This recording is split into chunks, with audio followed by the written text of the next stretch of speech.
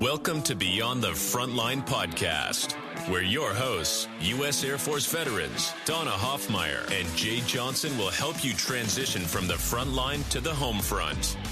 Listen every other Wednesday as they will bring great conversations, resources, tips, and feel-good stories that will resonate and relate. Now, here's your hosts, Donna Hoffmeyer and Jay Johnson.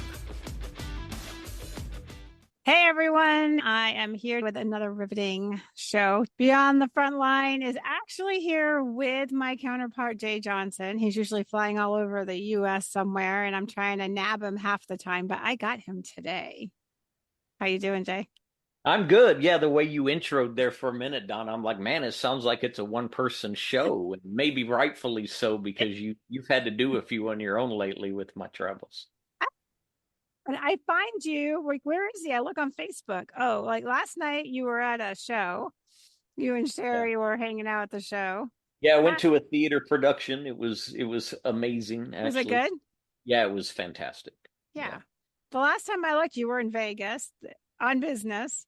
Yeah, Vegas on business. I was out in West Texas on business. Right. Odessa, right? Ask me which of those two I prefer. I love my West Texas peeps, by the way, if any of you are listening. But you weren't hanging out in the oil fields with them? Yeah, it's flat with old oil rigs that aren't running, sadly, and but had a good time in Odessa. I drove out there, Donna. There's not a lot to see on the way out there, sadly. That's when you need those auto drive cars, right? Yeah, you just take a nap. I could have slept, yeah. I know, well, people don't understand. So being from the East Coast, right? I'm from New Hampshire. So like from Maine to Connecticut pretty much makes up Texas, north to south. And so when I tell like my mom or somebody, they'll be like, oh, it's just in Dallas. And I'm like, it's 4 hours away. Or, it's in El Paso. I'm like, that's 7 hours away, Mom. That's like all the way to Connecticut. Yeah, it took me 5.5 hours just to get to Odessa, right? I mean, and we're still in the same state. Yeah, by a long shot, still in the state. That's true. It's nuts. We all celebrate with the kids when we hit the border. We're like, we're out of Texas. Yeah, happy to get there. And then you still got a haul in front of you. That's right. True. Then what's happening in your world, Donna? Tell me what's going on with you. Let's see. We just survived. We thrived. We had a great spring break. So we went up. If you want a little getaway, because I saw you found a little place, Ink Park camping. Oh, yeah. Ink State Park is good. Yeah. Well, we found one. Grand Prairie has Lloyd Park. Oh, nice. And we were like 10 feet off the water. It was perfect until it was going to rain, like deluge. And I was like, the ducks are going to be in our RV. So we're out of here. So we had to cut it a little short. So we weren't swimming with the ducks there. So yeah, we did that. We had a good time and then came back and I've just been full force launching these veteran breakfasts. I've got one going and 2 more to set up. And so that's going good. And then, just juggling it all, living the dream. Well, our guest, we'll introduce him here in a minute, but our guest used to do some RVing. I don't know if he does anymore, but I was just going to say, Donna, when you were talking about the storm coming in, it's my favorite time to be in our RV during a storm. I have the best sleep. Not I don't know with 2 teenagers. In the wind or the sound of the rain on the roof, or maybe it's just because I'm an Oklahoma boy and what people call storms here pale in comparison, but so the tornadoes that come riveting through. Well, I don't want to make lighthearted of that stuff. For those of us that are true Okies, the sirens go off. We would pop the corn and get on the roof to see if we could see it. I mean, right. It's cheap entertainment in Oklahoma. Right. Yeah, no, I prefer the little bit calmer. San Antonio gets a lot of weather, but they get a lot of weather that goes around them. Like we miss a lot of weather in there. So honestly, I'm with you. I think it's great, but not with 2 teenagers. Oh, well, point taken. You changed my whole perspective. Yep, we're good. Yeah. No. They're either going to eat everything or they're going to complain if the technology goes out and, no, I would just read a book. Magic word, duct tape. Oh, I'm just kidding, listeners. Just kidding. I'm kidding. I've never used duct tape. I just send them outside. Go play in the rain. Have fun. Oh, we're having fun. You gotta love our adventure. I know. All right. Who do we got? Speaking of let me tell you, Donna, this is this is extra special for me. I know you've had a few guests that have been that way for you as well. Uh-huh. But our guest today has been in my life for just a few months shy of 25 years, actually. But I first met him in 1999. We worked together. Good year. Yeah, we worked together on a at a headquarters ROTC regional staff, and I was an old in age, but new second lieutenant.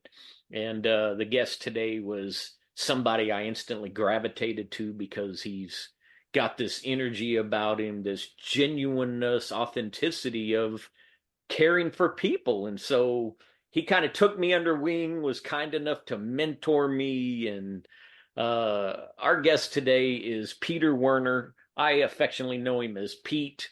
He, just to give you a little background on him, he currently lives in Winchester, Tennessee with his amazing bride, Sandy, who I've known for all these years as well. They've got a daughter named Danny. Pete enlisted in the Air Force in 1978. It does not mean that he is old. He has wisdom. He was enlisted in the Air Force. Donna, he was actually a medical lab tech in his early years. And then in my world. Yeah, a little bit of your world. Then he left and went to be an air traffic controller. Was in that non-commissioned officer space, which for he and I were both Mustangs, meaning we were prior enlisted and then went on to other things like getting a commission. So Pete did that. He eventually got his commission. He was a missile officer in the Air Force under what was formerly known as Strategic Air Command. That brings back some memories.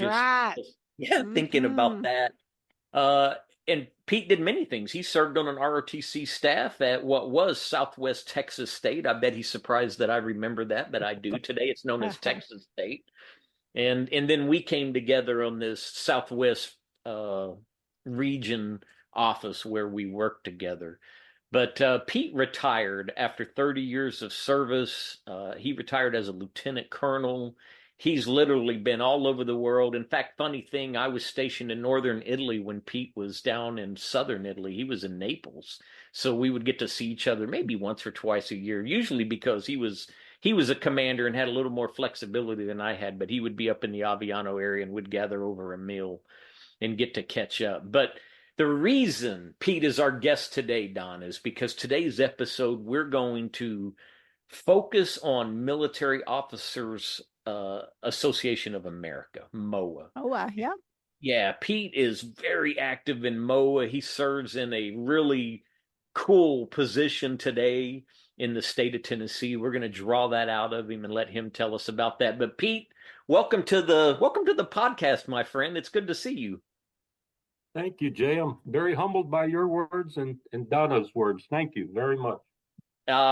It's fun, Pete. You look more youthful today than ever. Pete, 25 years. Does that seem possible?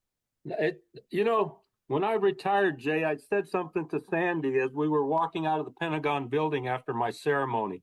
I said, it goes by in the blink of an eye, and that is what time does. It shoots by as you look back on mostly fond memories of people you've crossed paths with, and certainly you are one of those fond memories, Jay. I can't say enough about you and what you've accomplished and what you're doing now for folks. Well, I'm assuming if I was cantankerous, to you in any way, that you wouldn't have agreed to join us on the podcast. So I'm thankful that you have good memories, and hopefully you won't bring any of that in. Donna does not need any fodder. Well, wait. I did have a question. I wanted to know how spicy he was, or how much you had to kind of redirect him, keep him in line. I remember Jay was like a pit bull with any task he was given. I mean, on the fly, he helped put together a retirement ceremony I remember Roger, but I don't remember his last name. Beltran. When I was promoted, you put that ceremony together, I believe. Yeah. I mean, there's nothing you could not accomplish, Jay. I think this podcast personally should be more about you than Moaa. Oh, because you have accomplished so much. And I remember, Jay, your promotion ceremony to major. And what did I tell you then, Jay? You will be in 06 if you stay around. And your boss, the two-star, with me. We can make it about him, but you got to bring up all the good stuff, though. I mean, we can sing praises all day. I think highly of him, but I mean, if we want to talk, I'm gonna steer us back to where this is supposed to be. It's kind, but Pete, trust me, Donna and I wouldn't have a single listener if you made this about me. We're elated. We're elated to have you, Pete, and so look, if you don't mind, for our listeners, do us a favor. I gave just kind of a top of the waves again on a little bit of your career.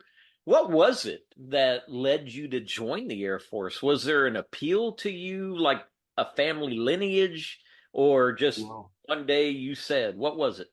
I'll tell you, Jay and Donna, I was working already on my own at 18 up in Michigan, loading a truck driver. I worked on a salvage crew where we loaded used railroad ties. We were loading on this semi. The driver was an ex-Air Force captain who told me about the Air Force. So hence the story continues. We get laid off because it's winter and you don't work outdoors in Michigan, at least not if you're sane. And I said, I got to go see somebody about a job, a roof over my head, clean sheets, a meal. Those days you thought about survival during the Carter years. So I went to the recruiter. Lo and behold, in 2 weeks, I was in San Antonio getting yelled at by the TIs. That started the 30-year journey of the career. Do you think you would do a career? Was that your plan, or it was just literally survival at that moment? Honestly, not. Nobody. You were called lifers back then. We called them lifers, but honestly, not, Donna. You take every enlistment at a time, and then, of course, once we commissioned, the next promotion, the next job, the next assignment, you just keep going forward. What rank were you when you crossed over? I was a staff sergeant, but I had a line number for tech sergeant. I'd already passed the test for tech. That's a good time to do it, because what were you, Jay, when you crossed? I was a staff sergeant as well. Oh, you guys did it at a good time. I met somebody that was a senior, I think, and then crossed over, and I was like, how's this working for you? That's true. Yeah, that's crazy. Yeah. And Donna, if I can add, when I was at OTS, we did have a senior master sergeant that restarted his career as a second lieutenant, quite honestly. Yeah. That's a total mind change right there. Whew. Yeah. Hey, Pete, out of those jobs that I kind of shared with people, and I know there were others you did as well, right? Being in the force support world, maybe they're towards the end, or, what was your favorite job when you were in uniform? Do you have one? If I went through the litany of jobs I've had, and there have been far more than I would ever list, being a squadron commander toward the end, prior to the Pentagon assignment, where you really got to impact people's lives as the 18th Mission Support. I was actually the last 18th MSS commander. MSS. Yeah, and true. then they switched over to the Force Support Squadron, as you mentioned, Jay. And that became, with services at Kadena and the MSS, if you counted the Japanese civilians that worked for you, that squadron quickly grew to almost 3,000 people. Wow. 3,000. And it was taken over by the services squadron commander, who was a full 06. Yeah. So, just to share with our listeners that maybe aren't Air Force, or maybe you're listening and you're not even, a military veteran per se. What Pete's describing falls under the A1 umbrella. Think of human resources, manpower, just to give you all. So go ahead, Pete. I stepped on you, I think. No, quite all right. Yeah, as the Air Force, makes changes as they're doing still today, trying to how best to utilize the resources they have in a quickly dwindling manpower pool. Yeah. They combine things up so to, be more efficient. I think, again, when you take so many career fields and you bottle them into one area, folks tend to lose that competency in one special area. You have personnel, you have manpower, you have education and training, folks that deal with survivor benefits. And then you mash them with folks that work in the dining facility, in billeting, in services, in MWR. at Kadena, the boss there ran restaurants. I mean, it wasn't a Chipotle. They had one of these other like Applebee's restaurants. That thing made more money than any stateside Applebee's ever did. So they were dealing with, the NAF part of services. So mashing all those together and expecting folks to be jack of all trades and masters of none kind of bites you at the end, in my humble opinion. I agree with you, because I actually remember I retired out of AFPC, and I remember going over to the computer guys to ask them they would need help to build me whatever it was I needed at that time. And the guy told me, he's like, we just get rope-a-doped into this. Like, I'm a personnelist, and they're like, you're doing computers. And I'm like, say what? And he's like, yeah, like you just get sent to 2 weeks of training, whatever it is, the training. And then here you are. And so he's like, it's just the people that take to it. Some take off and get it. And he's like, people like me just don't get it. Yeah. You can't make everybody fit into those, square peg round hole kinds of situations. Personnelists are becoming generalists is what's starting to happen. Yeah, it's unfortunate. It's unfortunate, because this is why I think the Army and the Marines, for our brothers and sisters out there who have served in either one of those, this is why I think they've got it right. You're a soldier first and foremost, or a rifleman, or your infantry first and foremost, right? Everyone carries a gun. What you do aside from that is, but at the bare minimum, you're this and it. And I say that complimentary, right? They clearly know what their primary mission is, and then these other things that may occupy the majority of their days and weeks is something added on. I think the Marines have it better than anybody, because they are focused like that, and they don't have medical. Giving medical guns and sticking them in infantry. Yeah. Yeah, that's true. So Pete, I don't know that I got an answer out of you, though. I'm going to steer it back. Maybe you don't necessarily have one that you can lean on. Can I tell you one? I'll tell you Yeah, go ahead. Can I give you an assignment and a job I had that my wife liked the most? Oh, yeah, let's do that. That's important. Would you mind that? No, not at all. Come on. And I'll tell you the reason why. And we were assigned to Korea after my stint on an IG team for the Air Intel Agency. Like I said, I've been in many fields in this Air Force. Matter of fact, when I retired from the Air Force, my career encompassed half of the Air Force's lifespan of 61 years when I retired. That's a way to frame it. Holy cow. Yes, I've never forgot that. No, half of its existence I served in at the time I retired. That's amazing. But going back to what assignment my wife would have said is her most enjoyable was when we were assigned, believe it or not, together to South Korea. And we lived in Seoul. And I was the XO. And for your Army friends and Marines and everybody else knows, XO is executive officer to a joint unit run by an Army colonel. And the reason she loved it so much is because we got to live in embassy housing, and we were attached to the embassy in South Korea. Oh, that's very cool. So we had what were called diplomatic passports. And for those that might know what that means, they're black passports that allow you easy access in and out of airports wherever you travel worldwide. It's like the Amex card, the black Amex card of the passport world. You are correct, Donna. And I'll tell you, when I was a we had to give those up. I was a flight nurse. 2 years. And I would have loved the black one. We didn't get that. I still had the blue one, but I knew the black ones. That's you're right. The Amex of the passport world, Donna. That's a good way to put it.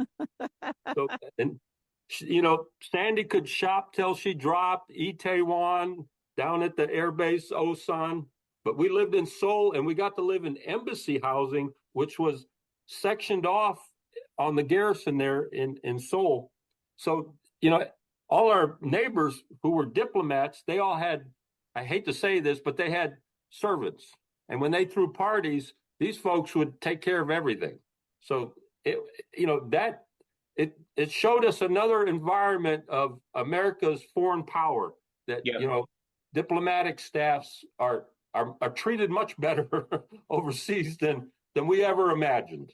And Yeah, I don't know what you two would think about this, and I don't want to steer too far off, Pete, because I really am excited about us getting to the talking about your involvement with Moaa. I think there's a lot of people that don't know Moaa, but that last comment you just made, Pete, I don't know if you and Donna would agree with this, but I have to tell you, my time serving overseas in general was some of the best times I had. We were very close knit. The teams that I worked with, had the pleasure of leading.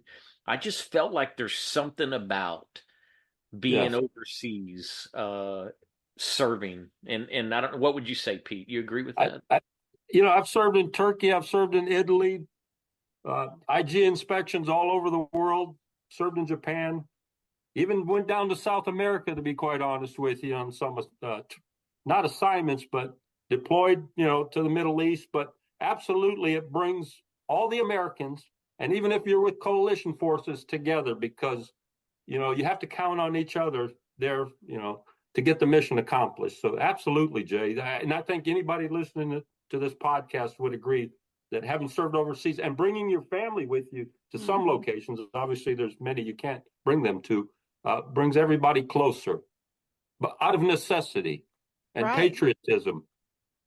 Yeah. You have to learn when you're overseas, you have to learn to get along. I mean, you really do have to.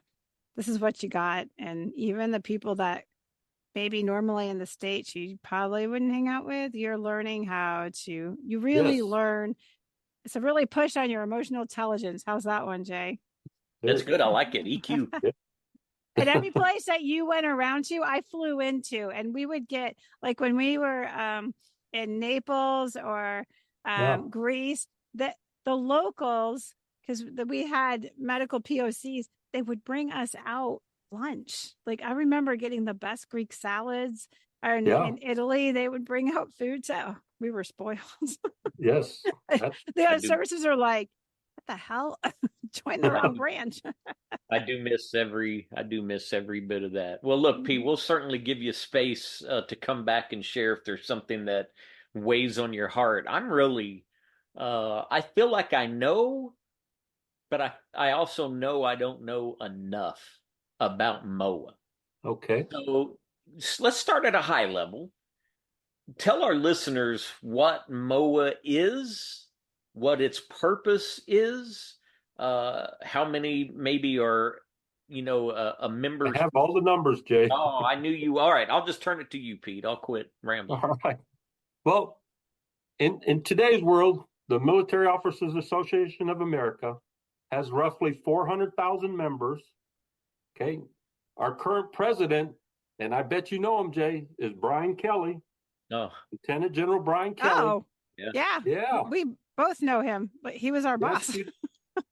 And guess what? The chairman of the board currently is General North. Oh, Gary North. Yeah. I know Gary North. Yep. So that's the big staff. They're headquartered in Alexandria, DC. And I will be there next month doing some advocacy work. So we have our big annual meeting, you could call it, mid-April. Matter of fact, we start on tax day, April 15th. Moaa's purpose, I've told you how many members there are overall. There's, and out of that, chapter membership, which is what I'm more intimately involved with, state chapter membership. There's about 400 chapters, and there's about 36,000 members. San Antonio, the Alamo chapter is huge. It has about 400 members. So that's probably one of the biggest chapters we have Moaa-wide. The things that Moaa does for veterans, and people think because the title officer is in there that it doesn't work with the enlisted folks, doesn't work with spouses. No. Brian Kelly has brought a fresh energy to the president's job, and he says we're all inclusive. We take issues to Capitol Hill that cover everybody. And for example, the 3 issues we'll be advocating this year that Moaa advocates for are the Major Richard Starr Act, and that's about wounded combat veterans losing $1 for every dollar they get from the VA. So, and believe it or not, there's 372 representatives that have already signed on to that bill. Oh, so nice. It's going to look like it'll pass. The Starr Act. Then we're also going to advocate on basic allowance for housing. And, you know, with the economy and the impact of prices and food, you know, getting really tough for the younger enlisted folks, we're advocating to increase the BAH back to its full 100%. And that's about a $5 billion price tag. And finally, the third thing, and I'm glad I wrote it down, really affects the three of us more. It's protecting Tricare for life. As we age and have that additional insurance on top of Medicare, you know, when we need it. So protecting Tricare for life. Pete, I love that you brought that last piece in, because I jokingly say all the time, you know, it's nice that when we joined the military, they said you'll have free medical for life. They may not use the word free anymore. I know that was an enticer when I came in, and today it's still way below what someone who's never served is paying for health insurance on the outside, probably. But I jokingly say, I guess that free medical for life, they didn't expect me to live past 40, right? I mean, it's challenging sometimes. Or my father, who was an Army veteran for 4 years in the 50s, he used to always say, if I knew I was going to live this long, I'd have taken better care of myself, right? But you talking about having that, you advocating to keep that around for us is good. Yeah, Donna. Well, when you said that, I was like, oh, interesting. So I don't know, Jay, you may not know I don't know how recent this happened. It's pretty recent, within the last year. And we found out, because we have kids and they get hurt and we have to use the ER sometimes. And I heard this, I saw it, and then somebody else just told me about it, that the ERs, these smaller ERs, Tricare is no longer networking with them. So I brought my daughter in. She had a little injury, and I ended up having to go to the ER to get it looked at, because it was after urgent care hours. And the ER that we go to here in Schertz, and I put a huge shout out to them, the people that owned it, they have said that if a veteran comes in, and they don't advertise this outwardly, but our bill was cleared. They're like, it's covered. They're eating it, probably tax write-off and whatnot, because they used to be a network with Tricare, and now they're out of network, and they're like, we're covering it. And that, I just heard this, another friend of mine, New Braunfels, same thing. He actually talked to, I think, one of the CEOs of Resolute or something like that. Same thing they're running into. Yeah. They are now, Tricare is no longer networking with these. I don't know if it's like the smaller ERs. I haven't looked into it. This just recently happened, like a week ago. And I was like, what is this? Yeah. So it kind of falls along with like slowly ticking away our benefits. And for those that are not at Tricare for Life yet, we're all merging over to Tricare West, right? We were East, now we're all going to Tricare West, which is its own like insurance. It's not Humana, it's not United, it's a whole other thing. So you say that, and it just perked my interest, because they are slowly ticking away. You know, we still are better than our civilian counterparts, but we keep this going, and we're not, you know, we're not going to have any of that benefit. So Pete, when you say y'all are advocating, you know, for us to retain that, what does that look like? I mean, talk about some of the initiatives Moaa is in. Okay, well, when I say we're advocating, you've got 50 states and some territories. We're split up into teams. My team, I'm the team lead for Tennessee, being the council president. So I have a team of 3 people. Last year I had Dr. Don Thompson, who sits on the Moaa National Board. You'll always get a board member, the local council president, and then I have also a surviving spouse. Her name is Nancy Mullins. Her husband died in Afghanistan. He was a helicopter pilot, part of the airborne unit at Fort Campbell. And they're both super. They know what they're doing. So we I've already sent out the scheduling letters. I've got 5 confirmations back. And I'm talking fast, but Tennessee has 9 representatives, and we have 2 senators, Marsha Blackburn and Bill Hagerty. I won't list all the reps, but I know every one of them. Mm-hmm. So from the east part of the state, working our way all the way to Memphis, you know, you do the scheduling letters, you send the issue papers, and on one day, and this will be the 17th, it's Wednesday, we'll go up there, and if you've ever got the Moaa magazine, you see the big picture of about 200 people assembled in front of the Capitol. We'll do our photo op, and then we'll start scurrying around the Capitol in the office buildings, the Cannon, the Russell, on the Senate side, on the House side, and knock on the doors of these legislatures. Their schedulers will be expecting us. We have about 15 minutes to go in and say, hey, can you support this HR? Can you support this Senate bill? Usually we don't talk to the principals. We usually get the staffers, legislative, defense, veterans, or sometimes we'll just get anybody that's available. But then they need to push that to their boss. These are young intern kids we usually meet with, but a lot of them have it pretty much on the ball. I'm proud to say in my district, we have Scott Desjardins. I'm in District 4 down here, and he knows us pretty well. And he was so welcoming because we know him. He said, Pete, if I'm in committee, I will leave the committee to meet with you guys. That's how much he thinks of veterans and their causes. Nice. And he's a doctor. He's an MD. We actually have in Tennessee 2 MDs that are in Congress. The other one is Mark Green. He was a special forces doctor. And Donna, you'd love Representative Green and Desjardins. They're great people. You used to have a nurse too. I think she's yes, and that's Marsha Blackburn. She's now the senator. Yeah. Marsha's a pistol, but she is so damn busy. All you'll ever get is her staffers. Last year, she was on her way out from a meeting, ran out the door and just waved at us. Hi guys, and down the hallway in the Dirksen building. Sounds like Jay. That's it, Jay. That's the It's a whirlwind day.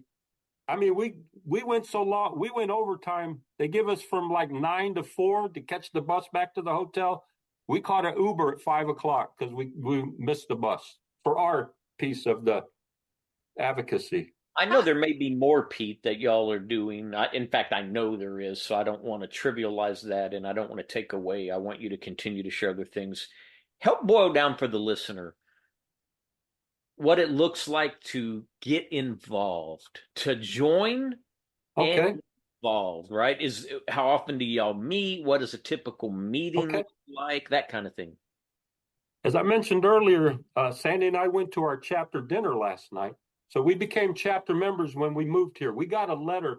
Moaa will put out, they're called catchment areas, and they have a big database. So if you're a Moaa member and move to a different area, the membership chair of that chapter's area will get a list from Moaa who he can then send recruiting letters to. Well, we got one from Jim Mapes, a great guy. He was the membership chair back in the day. And Sandy and I went to the first dinner. We liked it. We got a free meal. We started getting involved. I started out as the second vice president of the chapter. I became the first vice president. These are all 2-year stints. Then I became the chapter president. The time I joined, our membership was in the 70s. Somebody asked me this last night. Today, we're at 108 members in our chapter, which is pretty, anything over 100, you've got good numbers. So that's how you can grow within the chapter. There's various, positions just like anywhere. And there's quite a few of them. And then I've moved on to the council now, and I started there as the second vice president, then the first, and now I'm the council president, and proud to represent the 10 chapters in Tennessee, all the way from Johnson City by Bristol, Virginia, and Bristol, Tennessee to Memphis. I've been there. Yeah. And so, we cover the state. I just want to say, we have such distinguished members. I'm going to say a name, and you two are going to know it, believe it or not. Our Chattanooga chapter, which everybody knows, Chattanooga Choo-Choo, Chattanooga, Tennessee, recently had someone awarded the Medal of Honor, Jay, Captain Taylor. You guys probably remember Biden putting the Medal of Honor around his neck in September. Yeah. He was a helicopter pilot in Vietnam that rescued 4 special forces folks. They hung onto the skids of his Apache helicopter. Because they were about to be annihilated by the North Vietnamese forces. Yeah. Well, it took this long. He got the Silver Star for that. And by the way, his commander told him not to go in there and rescue those guys. He was given an order not to do it. But that community coalesced around this man for years to get him the just honor of the Medal of Honor. And of course, believe it or not, he just passed away 2 months ago after receiving the Medal of Honor. Oh, Captain wow. Tim. So Nice that he got to receive it while he was living. His last months, Jay, and and people in that chapter, because you're allowed to invite 100 guests to the ceremony. Not the whole chapter went. They've got about 160 members, but quite a few were at the White House as that ribbon was being put around his neck. Oh, wow. Yeah, and I can give dozens of stories like that of our distinguished chapter members. They're all distinguished to me, but I could go on forever. But that's an example of the impact. I want to ask this: when you were talking about going up to the Hill, and it's very structured, right? And how? And I hope it doesn't come off rude, because I'm not. It definitely is just a curiosity question. How effective is that? Like how? And this is me just learning. I literally am just curious. Like, is that effective? Is it a consistency thing that you have to do it over and over? Donna, we do this every year. I was on last year's team, and thankfully so, because I now know my way around a lot, going in the basement, what elevators to take, how to get through the checkpoints. But it's effective with some folks more than others. I'll say that. Okay. The Florida team has this down pat. I mean, they have like 40 reps they got to get through, and I have a team of 3. They have 3 teams of 3 to do that. California, Texas has a big team, but it just depends on whose office they're going into. I hate to use the word, you can be blown off by some folks, but even then, we'll still go into the scheduler's office because, they have gatekeepers, all these representatives and senators. So we'll still knock on their door, go in the office, and leave the issue papers there in the hopes that a staffer will get it, to the principal, and they can at least read it, take a gander.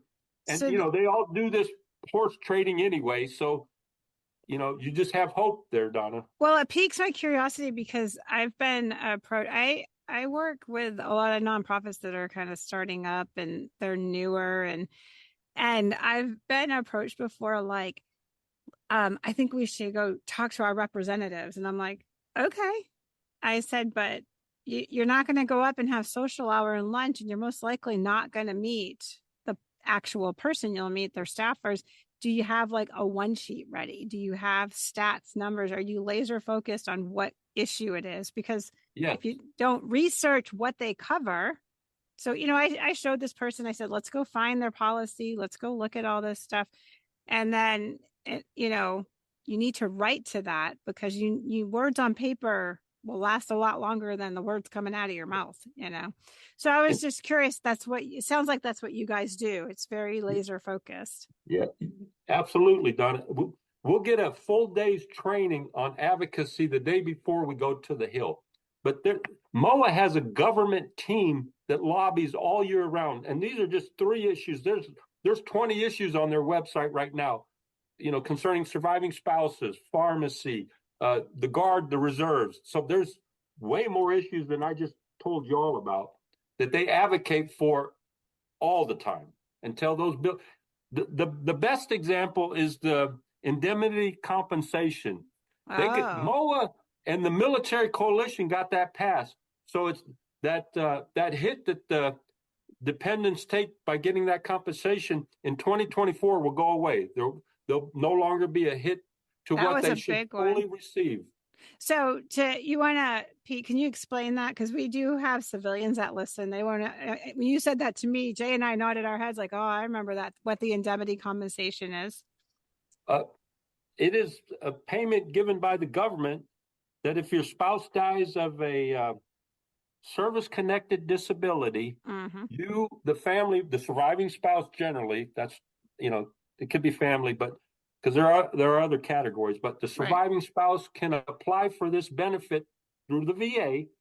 And if they're awarded it based on their spouse's death, the easiest one to say is about a heart attack, and they were service connected for high blood pressure. Right. The spouse could apply for the DIC payment.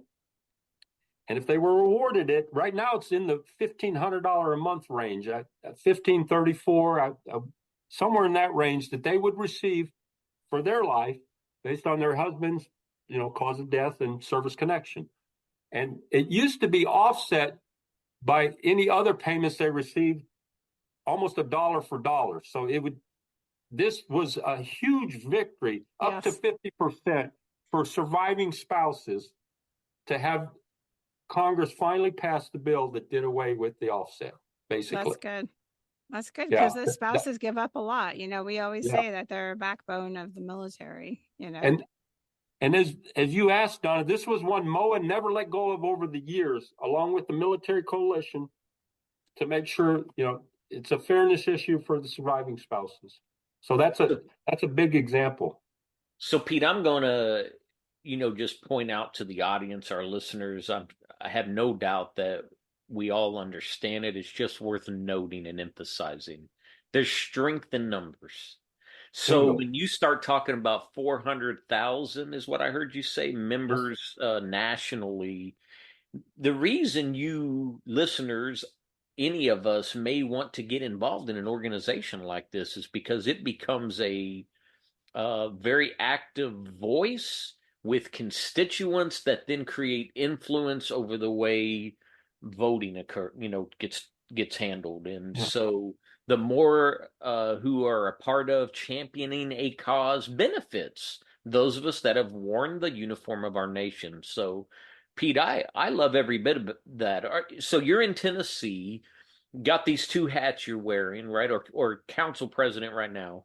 How about locally? How about local initiatives? Are there things that the local chapter, the one you're involved in, or local chapters are taking care of? State by state? This is so easy. I'm going to fall out of my chair. Last night, we brought the endowment head of Middle Tennessee State University to our dinner. We usually have a guest speaker. Well, the endowment head is there because he was telling us we're starting a scholarship fund for the ROTC unit that's at MTSU. He was explaining how much money we'd have to have in the fund to start it so it could run in perpetuity to fund the scholarship on an annual basis we're going to focus for obviously a Army ROTC cadet, a deserving cadet. Yep. So he explained the process to us, and it's a bit contentious for our chapter because we're going to donate this money, but we lose control of how it's administered and who it's. But so last night, that's an example of what a chapter does. We getting together a scholarship fund to make it a part of an endowment of the university so it can start being dispersed through their legal means and vetting, et cetera, and administrivia to a cadet. And that's one example. And last night, it's funny, one of our general officers who was at the dinner who introduced the endowment speaker used to be president of the Army ROTC Alum Association. So he had a very vested interest in ensuring, this happens, I guess is the best way to say it. Yeah. But, so that's an example. But we do a lot of community activities, the veterans parades. Our current president is actually the executive director of the TriStar Community Veterans Center. I think I said it right. Keith Prather. He's a Chief Warrant Officer 4. We do a lot of philanthropy. I've already mentioned the Advocacy to Death. And then there's just the general camaraderie of having a monthly dinner. We have a catered meal at a restaurant. And folks just like to talk over old times. I sit at a table with a 95-year-old gentleman who my wife absolutely adores. At another table, we have a 97-year-old gentleman who actually shot down a MiG fighter during the Korean War. Oh, wow. This guy is sharp as a tack. I'm trying to get him featured in the Moaa magazine and have been in discussion with the Moaa folks to do a story on him. Jay, this guy and Donna had 50 years of aviation experience. He won an FAA Wright Brothers Award for 50 years of safe flying in the air. If you added the total air time he has, it's over 2 years in the air. That's crazy. How many? That's a one of a kind, Jay and Donna. That's amazing. We had a member of our chapter, Admiral Jimmy Taylor, who used to be the commander of the Navy Blue Angels. He just recently passed away. We went to his funeral. They flew 4 jets from Pensacola and did one of those missing man formations over his grave when they put him in the ground. Yeah. What a way to commemorate a human being. I could go on forever, Jay, about this. Yeah. Yeah, it's really cool. So, Pete, I'm going to assume, and Don, I know you've got a question too. I'm going to assume that if somebody was interested in getting a little more information, Moaa has a website. They could go out there and see the causes that the organization nationally is championing. They could find out where the nearest chapter is to them. They could maybe even join online, and then what you were talking about earlier, they're gonna find them and know they're there and connect them with the group. But anything else you would share with listeners who are maybe now, saying that I haven't been a part, but maybe I need to be a part of this? And Jay, you perfectly spelled it out. Moaa.org is the national web. They go on that website, and believe it or not, we even have a free basic membership. It's free, Jay.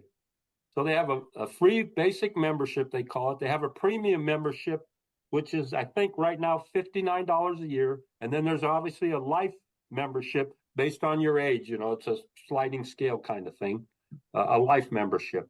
And that entitles you to a lot of benefits, just like joining AAA, the insurance, Medicare plans.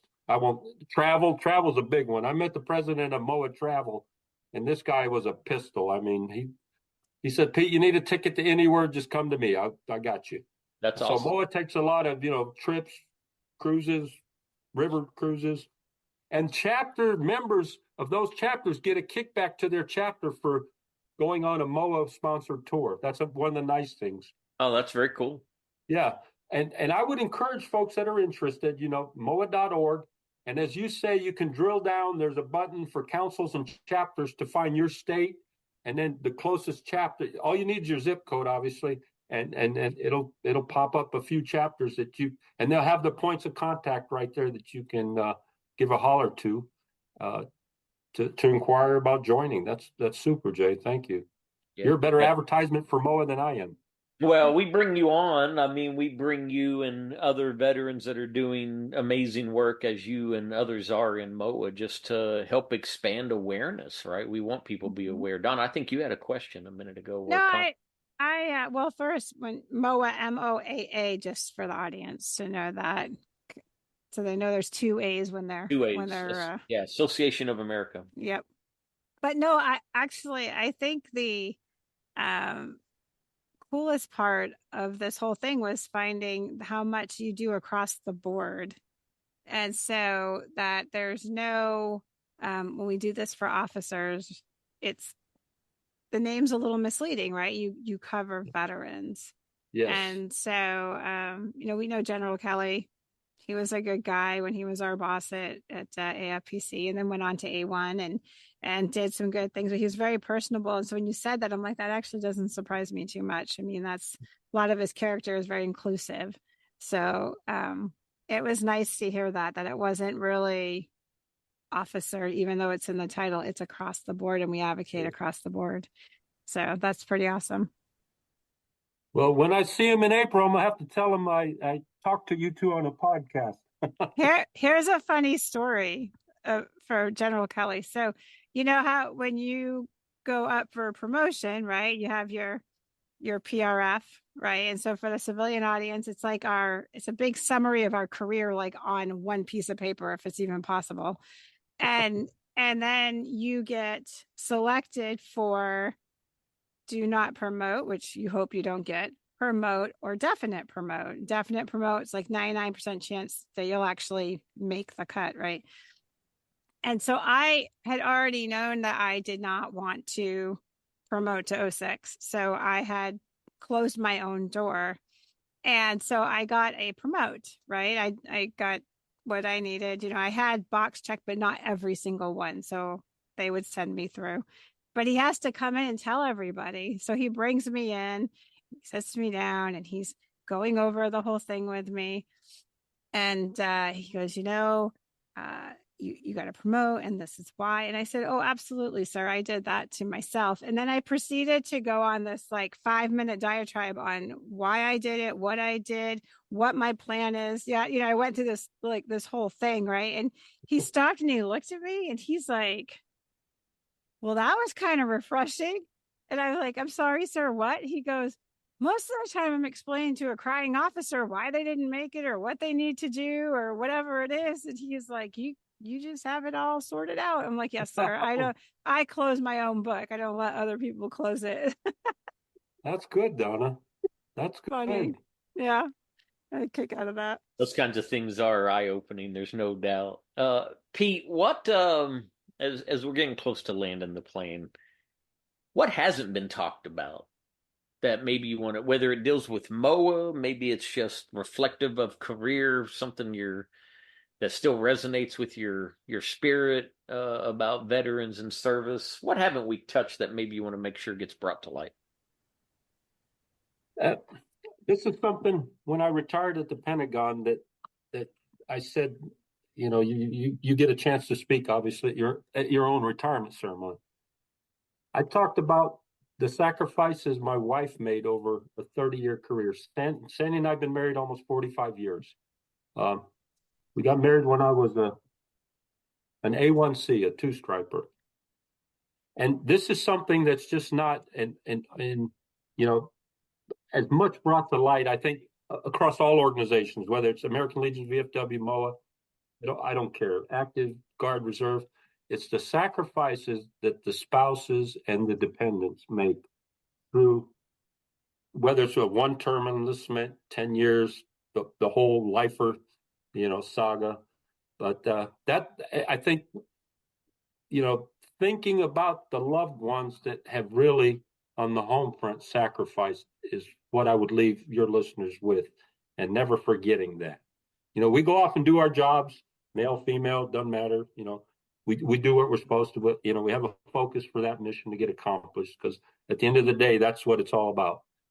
But thinking of those that are left behind in a sense of our loved ones. Yeah, that's what I would leave the listeners with, of never forgetting, and the higher ups also, never forgetting that, really. Yeah, I love that a lot. I know, again, I've known you and Sandy for so long, and I think one of the neatest things, Pete, is when I met you in Sandy for lunch about 1.5 years ago now in Tennessee. Sandy is just as actively involved and passionate about Moaa as you are. So, yep, spouses are a part of the military experience, the whole journey. And we don't ever want to negate or forget their contribution to a service member's success. So love that you brought that in. And Jay, I don't want to give you and Donna a test.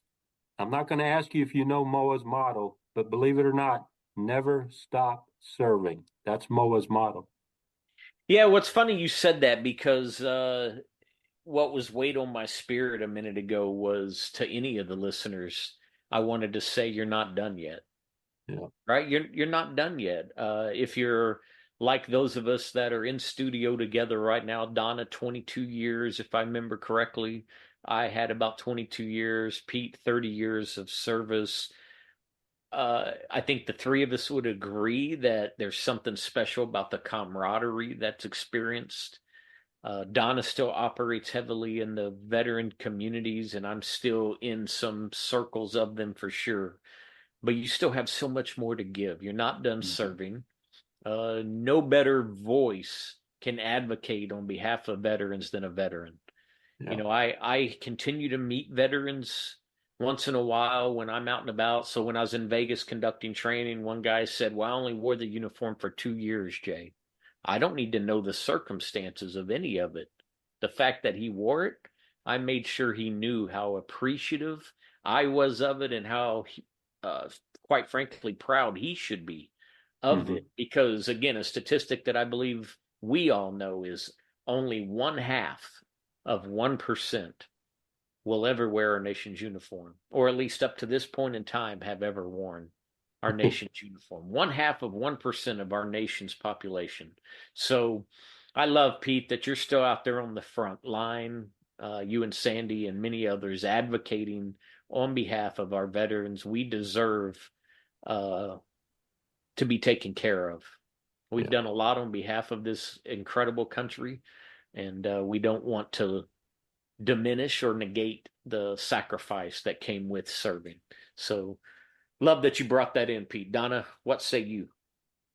Well, I think you summed it up well. And Pete, I thank you for coming on, because this was actually enlightening. I did not have a good grasp of what Moaa was doing. I knew a little bit, but it was interesting to learn everything that's going on. And now my interest is piqued in a couple of things that I'm going to nail you after the podcast, because I have some questions.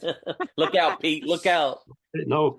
I'm full of them. But I think that, when I asked the question about, is it effective? It was probably a little baited, but consistency and always coming back to it and being persistent, that's what it takes. And anybody that is in that realm has to have that understanding. It's not a one time and you're done, which is really no different than starting a business or doing anything, right? You can't practice once and be excellent at something. You can't start a business on day one and immediately be successful. So why would we think legislature is going to change the drop of the hat, which we know that doesn't happen. But near the end of my career, I actually got to see policy, and I was involved in some of the policy making from my office. I wasn't doing anything huge, but I got to see how it's made and be involved in that. I got to see how it was executed and implemented. And then I go watch it miss the bullseye. Not completely, but it wouldn't hit where we wanted it to. And then we'd have to go back and look at that. And that is an enormous process. And then there's, as you know, there's a ton of factors in between that. So anybody that's wanting to get involved, I think I say all that to say that you have to have tenacity and you have to manage those expectations on how the changes happen, because you don't turn a ship on a dime. It takes time. So if you're going to get involved, know what you're getting involved in, jump on in there. And like you said, numbers mean something, 400,000 today, 500,000 next year. And the bigger that gets, the harder it is for them to, not hear us. Right. Yeah. So, and you guys are doing great things. That the indemnity was huge. Were you guys involved in the PACT Act? Did you guys advocate? Yes. That's enormous. I wasn't going to mention that. Yeah. Yeah, that was another big one. And then, the Tricare for life. Jay and I are just under the whole for life part.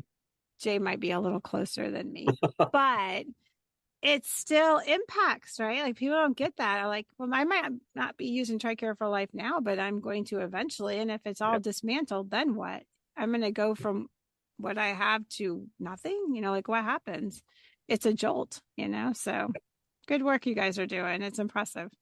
Thank you. Yeah, I think Pete retired around 07 or 08. Is that true, Pete? Around that time frame? We walked out of the Pentagon in, 09, actually, in the end of May. That's right. So I hung my uniform up in 2010. I just couldn't imagine serving anymore without Pete Werner. That's what it was. Yep. Had Pete not retired, I may have held in there a little longer. Right. But once my mentor left, I said, it's over. That's it. I gotta go. Jay and Donna, if Sandy had her way, my wife, I'd still be serving today. She's like, he has to go. Yes, ma'am. Yeah. That's 30 years. Are you sure? Yeah. Actually, you know who lives in San Antonio? Quick side note, so we don't run this too far over. The longest serving veteran is here. Well, longest serving service member is here in San Antonio. Oh my God. General Alfred Flowers, 46 years, Major General. I met him. He's a character. And I was like, he worked in OMB. And I said, do you have a retirement to match that? He's like, 113% or whatever it was. Right. And I said, how? And he goes, at that time, the generals were they were just like going out the door faster than the Air Force could retain. So they had to wheel and deal. And they were like, listen, we'll let you stay past and you can have full retirement benefits. He's like, deal. He goes, I might have stayed a little over my time, but he's like, I did get the retirement. Yeah. Oh my God. 6 years. And his story is incredible. Absolutely incredible. This is kind of a Dolly Parton story, living in a shack kind of hut, went through the ranks, enlisted, became an officer and hit the stars. So if you ever get a chance to meet him, or Moaa ever needs somebody to speak, you should go see General Flowers. Gosh. He's still active too, and active in the community. He's him and I are trying to schedule lunch together right now, but yeah, really fascinating guy. So I thought that was pretty cool. Pete, I won't tell Sandy that they have a voluntary return to active duty should she choose to sign you up. I was going to say not. The criteria isn't how bad your wife wants you back at work, just so you know that. So yeah. All right. You want to wrap it down there, Jay, or you want? Yeah, I'll wrap it up. Hey, listen, Pete, thank you again. Sincerely, it's an honor to me. Anytime I get to spend time with you, I miss you. Have no problem saying on podcast, episode, live, I love you. Always want the best for you. Love the work that y'all are doing. Again, I look forward to staying in touch. To our listeners, we've hit it. I hope you found some goodness in this episode, things that you can apply in your local community if you desire to go out there and become a part of this incredible organization, Moaa, the Military Officers Association of America. I think that can only bring goodness. Your voice matters. We need more advocates. And so just on behalf of Donna and I here at Beyond the Front Line, on behalf of our parent podcast group, Coming Home Well, thanks for tuning in. Thanks for listening. We're going to continue to find relevant content, raise your awareness, keep you plugged into veterans issues. If you like the podcast, remember to smash the like button, share, follow, subscribe. We want you to be tuned in with us, and Donna and I always welcome your inputs. So again, on behalf of us all, thanks for listening. Have a great week. Thank you. Thanks for listening to Beyond the Front Line, a podcast of Coming Home Well. Join us every other Wednesday.